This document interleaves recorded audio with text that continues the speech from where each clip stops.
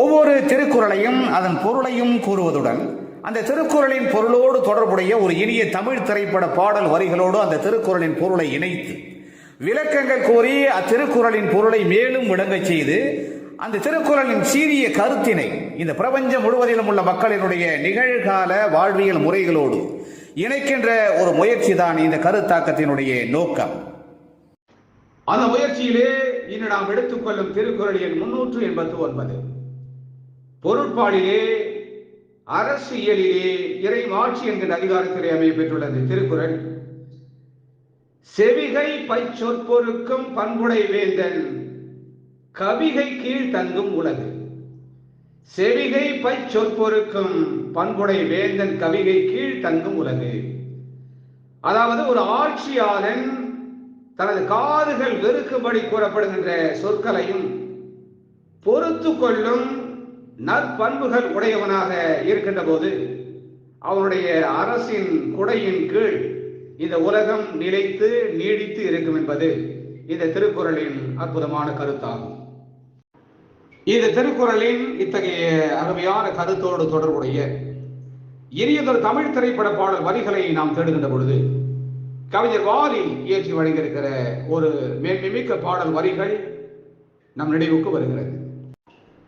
இந்த உலகிலே ஒருவர் கருணை உள்ளமும் கடமை நெஞ்சமும் பொறுத்தாளுகின்ற பக்குவ உணர்வும் கொண்டிருப்பாரே என்றால் அவர் இந்த பூமியை ஆள முடியும், பொறுத்தவர் பூமி ஆள்வார் என்கின்ற உன்னதமான தத்துவத்தை ஒரு நாயகன் குழந்தைகளுக்கு எடுத்துக் கூறுவதாக அமைக்கப்பட்ட அந்த லட்சிய பாடல் வரிகள்.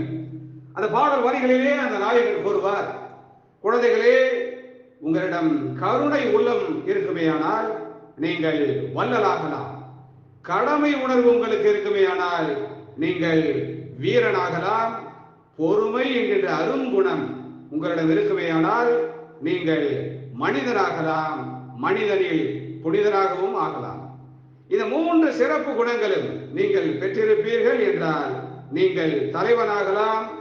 உங்களது ஆட்சி வரம்பு நிலைத்து நீடித்து இருக்கும் என்று பொறுமையுடைய அவசியத்தை பிறர் கூறுகின்ற காதுகளை வெறுக்கும்படி கூறுகின்ற சொற்களை கூட பொறுத்து கொள்கின்ற நற்பண்புகளை உடையதனுடைய அவசியத்தை முத்தாய்ப்பாக அந்த நாயகன் குழந்தைகளுக்கு எடுத்து கூறுகின்ற அந்த அற்புதமான பாடல் வரிகள் இடம்பெற்ற திரைப்படம் 1966 வெளிவந்த பெற்றால்தான் பிள்ளையார்.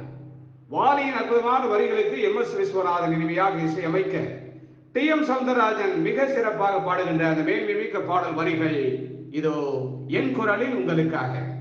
கருணை இருந்தால் வள்ளலாகலாம், கடமை இருந்தால் வீரனாகலாம், பொறுமை இருந்தால் மனிதனாகலாம், 3ம் இருந்தால் தலைவனாகலாம். இந்த 3ம் இருந்தால் தலைவனாகலாம். கருணை இருந்தால் வள்ளலாகலாம், கடமை இருந்தால் வீரனாகலாம், பொறுமை இருந்தால் மனிதனாகலாம், 3ம் இருந்தால் தலைவனாகலாம். இந்த 3ம் இருந்தால் தலைவனாகலாம். எனவே ஒரு ஆட்சியாளன் தனது காதுகள் வெறுக்கும்படி கூறப்படுகின்ற சொற்களையும் பொறுத்து கொள்கின்ற நற்பண்புகள் உடையவனாக இருக்கின்ற போது அவருடைய அரசின் குடையின் கீழே இருக்கின்ற இந்த உலகம் நீடித்து நிலைத்து இருக்கும் என்பது இந்த திருக்குறளின் அருமையான கருத்து என்பதை உணர்ந்து நாமும் நமது காதுகள் வெறுக்கும்படி கூறப்படுகின்ற சொற்களை பொறுத்து கொண்டு நல்ல பண்புகளுடையவனாக திகழ வேண்டும் என்பதை அறிந்து உணர்ந்து தெளிவோம். மீண்டும் ஒரு இனிய திருக்குறளின் 390 அந்த திருக்குறளின் பொருளோடு தொடர்புடைய இனியதொரு தமிழ் திரைப்பட பாடல் வரிகளோடு நாம் விரைவில் மீண்டும் சந்திக்கலாம். அதுவரை அன்பு வணக்கம் கோரி விடைபெற்றுக் கொள்வது உங்களுடைய அன்பு ஆராய்ச்சியாளர் முனைவர் கா. சிவசங்கர். மீண்டும் சந்திப்போம். நன்றி, வணக்கம்.